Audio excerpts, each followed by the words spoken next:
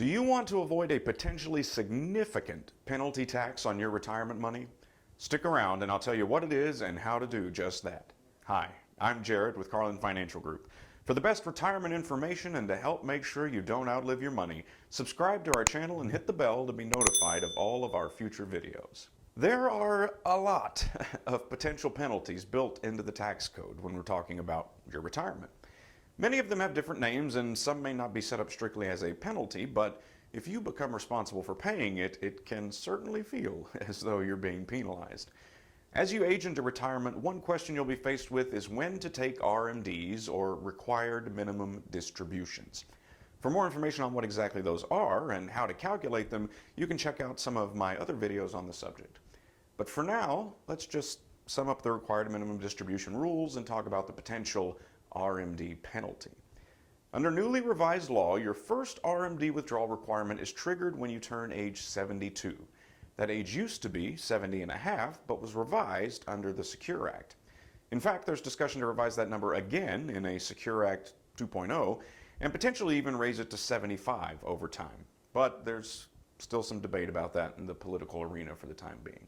As we mentioned in my previous video, once you reach that age, you have some flexibility with the first year's RMD in that you can wait until April of the following year to take it. But all subsequent RMDs must be taken by December 31st of the year in which they are due, and you'll owe ordinary income tax on whatever amount you withdraw.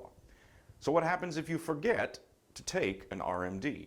Well, that's where the RMD penalty comes into play, and it is not a pretty one. Some other retirement tax penalties may be something like 10% for an early withdrawal, or maybe you have to pay some extra percentage for Medicare Parts B and D if you wait too long after your eligibility to enroll. But the RMD penalty is a big one that applies to everyone. I recently held a workshop where an attendee said he heard you didn't have to take RMDs, you could just leave them in there. Well, technically, I suppose that is an option, but know this. For every missed RMD withdrawal, you are taxed 50% of whatever amount was supposed to be distributed. 50%. That's a big number, folks, and perhaps an even bigger mistake. Most people I've met with don't work their entire lives just to have a good chunk of their life savings handed over to the tax man. I mean, think about it. If you don't take an RMD, not only do you owe the income tax due on the amount to be distributed, but you also have to pay a 50% tax on the amount that was not withdrawn but should have been. Now please note that this includes not just skipping an RMD or failing to withdraw it by the applicable deadline, but also if you fail to take enough of an RMD. If you take out less than you were supposed to one year, the tax and penalty will apply. So it's important to be diligent and thoughtful about your required minimum distributions and make certain that they're taken on time. So what happens if you forget or there are extenuating circumstances? Well, luckily, all hope is not lost. According to the IRS, the penalty may be waived if the account owner establishes that the shortfall in distributions was due to reasonable error and that reasonable steps are being taken to remedy the shortfall. In order to qualify for this relief, however, you must file IRS Form 5329 and attach a letter of explanation.